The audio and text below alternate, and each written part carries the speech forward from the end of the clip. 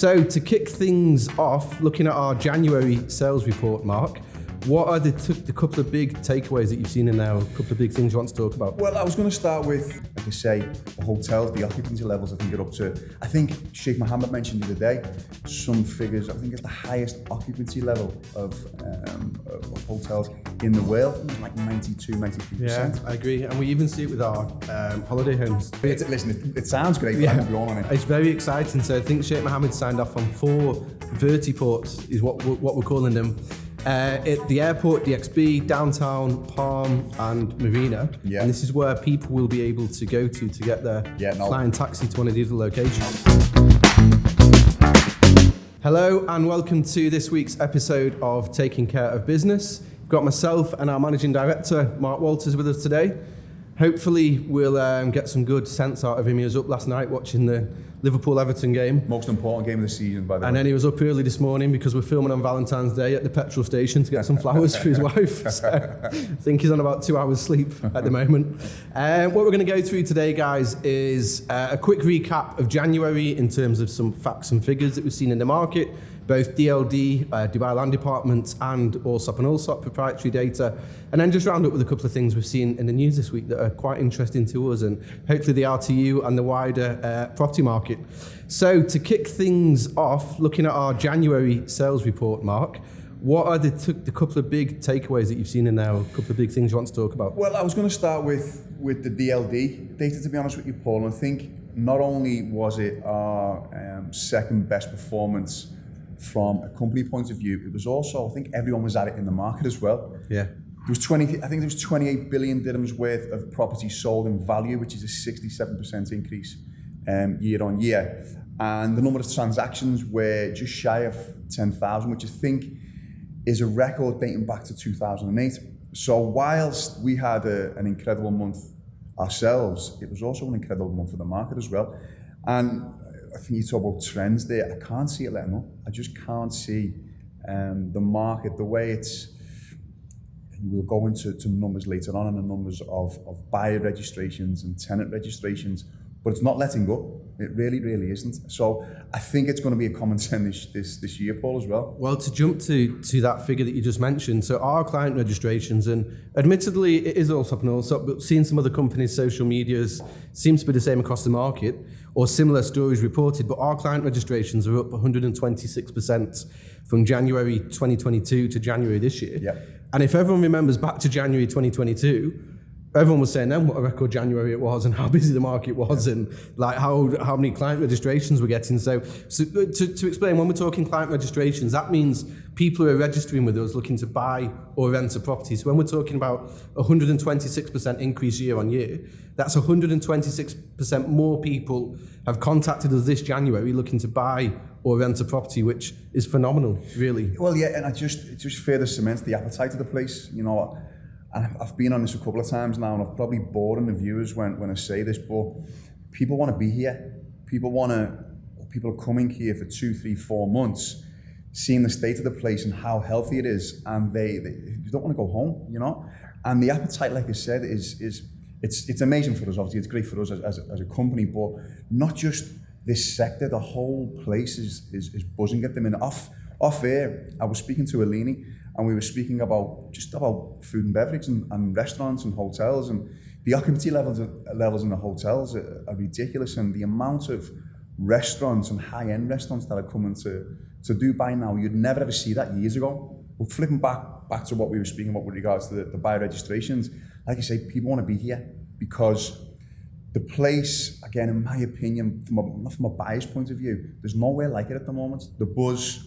You look on the roads now, the roads are ridiculously busy. Like I say, the hotels, the occupancy levels, I think are up to, I think Sheikh Mohammed mentioned the other day, some figures, I think it's the highest occupancy level of hotels in the world. I think it was like 92, 93%. Yeah, I agree. And we even see it with our holiday homes team as well. I know that's maybe a smaller scale than the hotels. Yeah. But the occupancy levels we're seeing for holiday homes is through the roof. But people just want to get on the market as well, Paul. You know, people want to, you know, the buyers that now are coming to market, they're seeing just the levels of what people are making in terms of capital appreciation and yields, because the rents are also marrying up with the price hikes. But people, like I say, that they want to be here, they want to base themselves here. And going back to what I always say about lifestyle, like you said, you're a father, we've got children. The security levels here are amazing compared to that of, unfortunately, some countries in the US or in Europe. The security levels here are fantastic, and like I say, people want a piece of that. Yeah, I agree. So one of the things we keep hearing about, right, and rightly so, is how busy the off-plan market is, the amount of launches, etc., etc. But what's the data showing us in terms of, for January, secondary market against off-plan transactions? Yeah, well, what we've seen, we saw that it was quite, I think there was like about a 200 to 300 swing in favour of off-plan. There was just over 5,000 transactions in the off-plan market against the 4,811 transactions in the secondary. The value was 12 billion against the value of secondary of 15.9 billion. Now, I've got an opinion about this, about why the off-plan market is performing so well. I think Lewis Alsop went on record last year, and it's becoming a lot more prominent now with regards to tenants.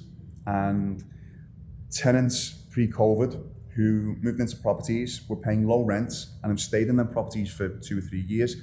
And we're finding it difficult now where buyers or prospective buyers can move into a ready, even an upgraded property. In some cases, people got to wait 12 months.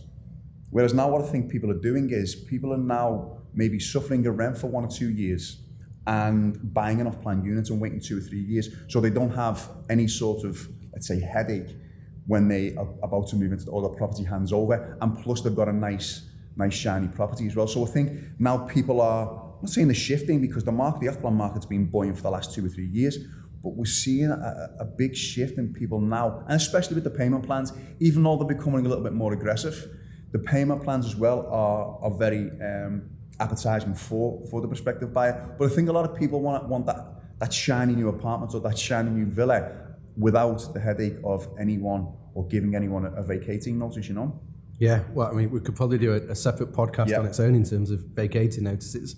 But one thing that we were talking about this morning when we're looking through the facts and the figures was the increase in mortgage transactions year on year across the market, and what that might be telling us about what's happening. It's massive for me, Paul, and obviously the buzzword at the moment is the Fed, is central bank, is price hikes, is I think it was in January it was 0.25%. We had another increase from the Fed, which obviously central bank followed suit. It doesn't seem to be having an impact, if I'm being honest with you, Paul. There was 12.3 billion dirhams worth of mortgage transactions in January, which is 150, 160% increase year on year. And that's in the market, sorry? That's in the market as opposed to Allsop and Allsop? Sorry, apologies. Yeah, that was externally, that was the whole of the real estate sector. With 100% increase on mortgage registrations, which shows, yes, obviously people are starting to feel a pinch. But I think, going back to what I said before as well, with rentals moving the way they are, people don't want to keep paying rent, but people want to now try and get onto the property ladder. And like I say, the numbers there are proving that. One thing that I was going to mention is with the amount of foreign investment that is coming into the market, I was going to ask you, do you think we need to be careful of, obviously, first-time buyers? It's very difficult for these first-time buyers to get on the market. What's your opinion maybe to get these guys on the market, to get these guys buying? How do you think the government should, or do you think they should bring any initiatives in to stimulate that end of the market? It's very difficult. And I know, to give a case study, there's one of my son's classmates' dads have been talking to quite a bit over the last couple of weeks, and they're renting at the moment up in Mira. And they're having the same conversations, that the rent have gone up so much, but they want to get on the property ladder, but prices have shot up so much, it's not affordable to them. And I don't know if we've got the answer here and now, unfortunately, because I think what the government did during COVID was great. They reduced the deposit amount needed for first-time buyers by 5%, which made it a more affordable entry to the market. Now, arguably, and probably if there was anything to do to stimulate it, you would reduce it again, but with certain caveats that banks could only lend to people that maybe been in country for 12 months and above on the lower deposit, just to make sure it's a bit more of a secured investment, because Going back to the podcast a couple of weeks ago, we were talking about the difference between 2008 and 9 and now. One of the big differences is the amount of equity in the market. People aren't over leveraging themselves with small deposits and everything else. So to a certain extent, I actually support larger deposits in the market because I think more equity in the market makes it more stable and more mature and what have you. So I think maybe if anything, you could reduce the deposit for first-time buyer, but like I say, with a caveat of maybe 12-month bank statements of employment, steady employment in the UAE, steady income. Obviously, you have the Al Ittihad credit bureau check, which checks for credit card payments, car loans. So maybe you'd base it off that as well. But these communities that maybe a year, 18 months ago were considered a little bit further out, a little bit further to travel, and therefore a bit more value for money. That's what we're finding, isn't it? Have increased in price to an extent where... Let's say you look at branches 1 and 2, or let's say branches 1. Not just branches 1, you look at people now, obviously going back to I think Stu Rowe, our head of mortgage, has done a podcast a couple of weeks back. And the biggest thing, obviously, I mentioned there that doesn't seem to have an impact, but the biggest thing is the affordability. So while obviously people, I think this time last year, people can afford 25% less of the property value, or the value of the property now.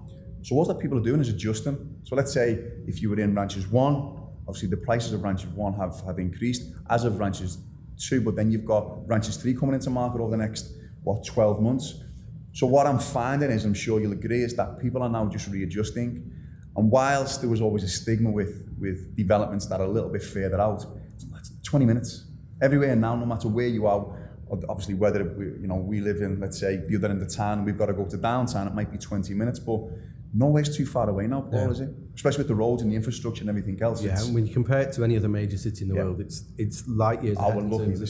How often do we moan that we're in a bit of traffic?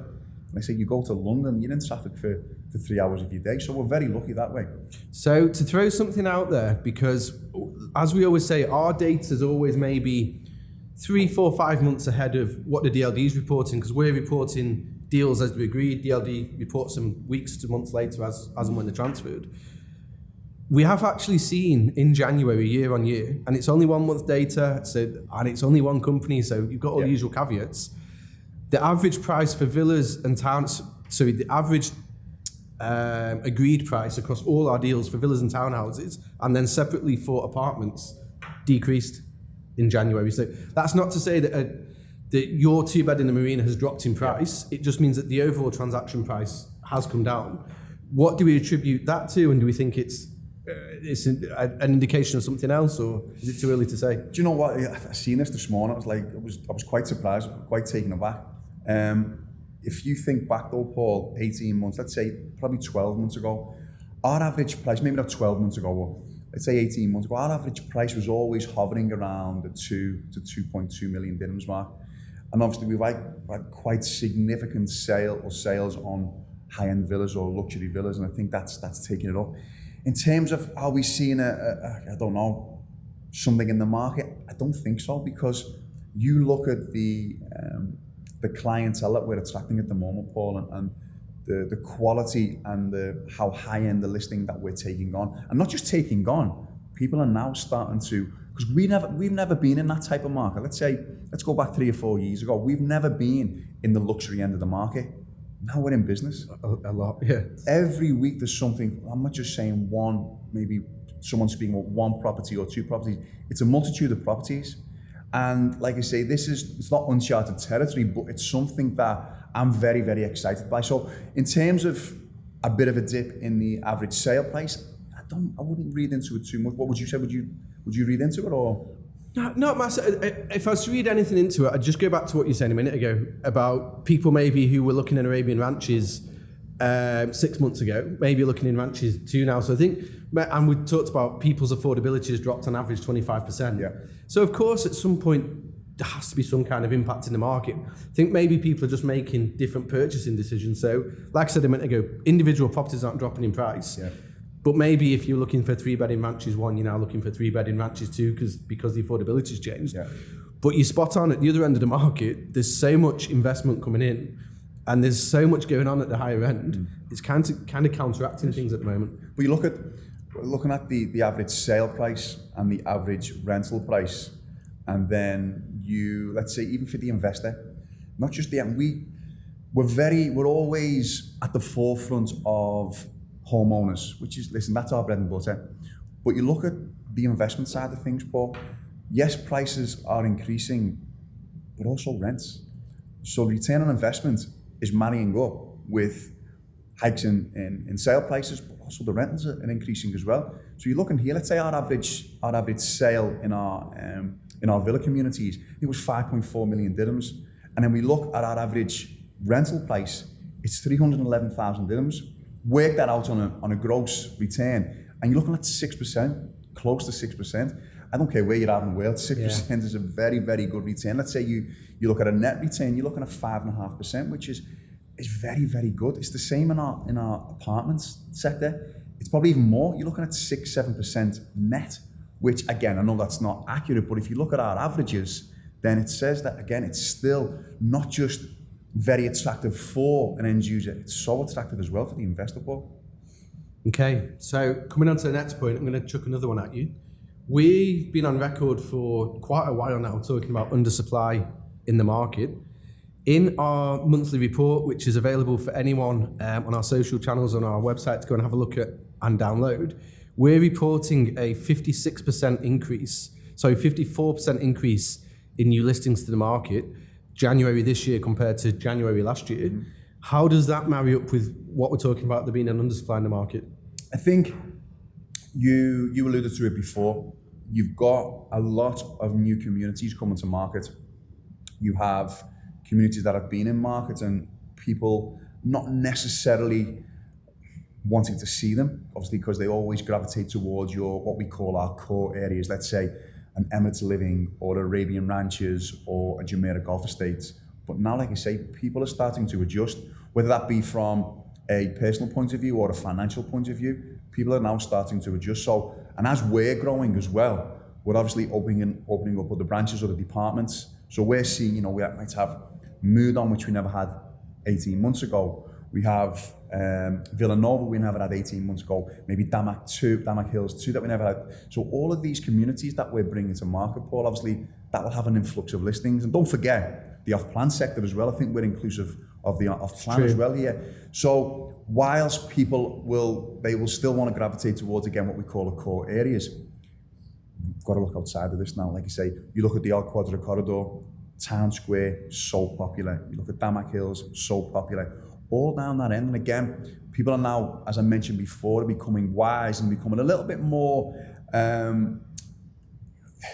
don't bother about, it's not bothering about traveling, you know what I mean? Because it's only 15, 20 minutes.